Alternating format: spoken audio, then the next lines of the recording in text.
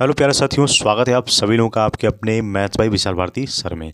तो प्यारे बच्चों तो प्यारे साथियों, देखिए यहाँ पर जलवायु परिवर्तन और आपदा की आपका लास्ट पोर्शन है। देखिए क्या है, बहुत इंपॉर्टेंट एसएससी बैंक रेलवे में कई सालों से ये पूछा गया सवाल है।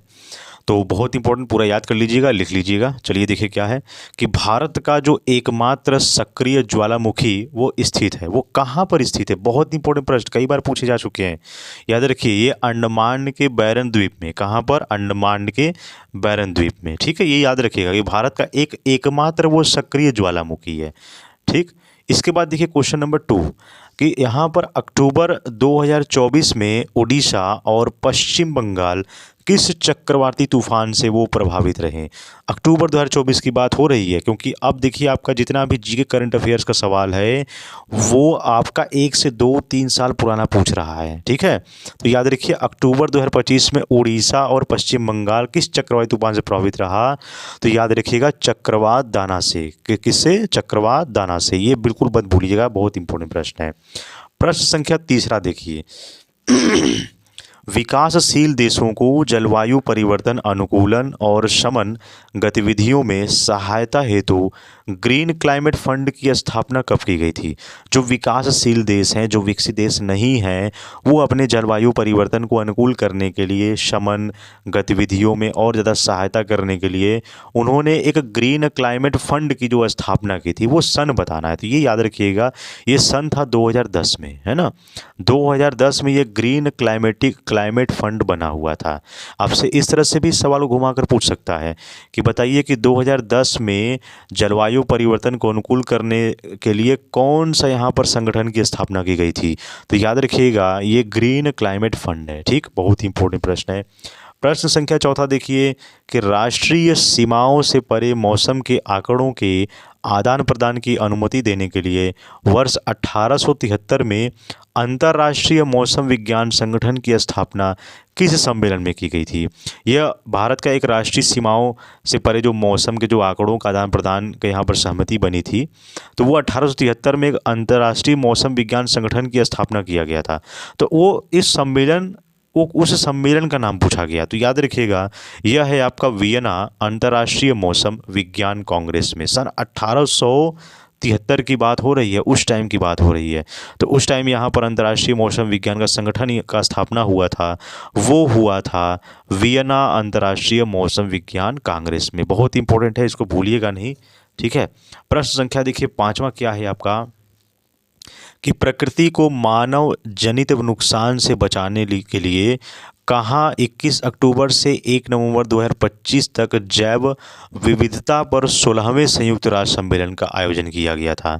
जो प्रकृति में जो मानव जनित जो नुकसान होता है उसको बचाने के लिए एक यहाँ पर एक बोल सकते हो कि जागरूक अभियान चलाया गया था 21 अक्टूबर से लेकर 1 नवंबर के बीच में, जिसमें जैव विविधता पर एक संयुक्त राष्ट्र सम्मेलन का आयोजन किया गया था। ये 16वां संयुक्त राष्ट्र सम्मेलन था। तो ये बताइए यहाँ पर इसका आंसर हो जाएगा आपका कोलंबिया के कैली शहर में। कहाँ पर हुआ था यह आयोजन? कोलंबिया के कैली शहर में। बहुत इंपॉर्टेंट है, इसको याद रखिएगा। ठीक है, अब इसके बाद हम यहाँ पर वो कैपे सेक्शन पर चलते हैं। तो आपका यहाँ पर all one substitutions current affair static GK plus वो कैब बहुत इंपॉर्टेंट है। देखिए क्या है, अ पार्शियल और a total loss of memory, जिसे भूलने की हम बीमारी कहते हैं। बहुत इंपॉर्टेंट प्रश्न है, इसको इंग्लिश में हम एमनीसिया कहते हैं। बहुत इंपॉर्टेंट है, कई सालों से एग्जाम में पूछा गया है। 4 बार देखिए आपका डीएसएसबी, एनडीए और बाकी अदर जो कंपटीशन के एग्जाम होते हैं उसमें पूछे गए हैं, लेकिन 6 बार आपका एसएससी एग्जाम में आया हुआ है। अब इस क्वेश्चन को आप सोच सकते हो कि कितनी बार ये प्रश्न रिपीटेड रहा है। 6 बार आपका एसएससी में है। एमनीसिया, भूलने की बीमारी जिसे हम कहते हैं, याद रखिए।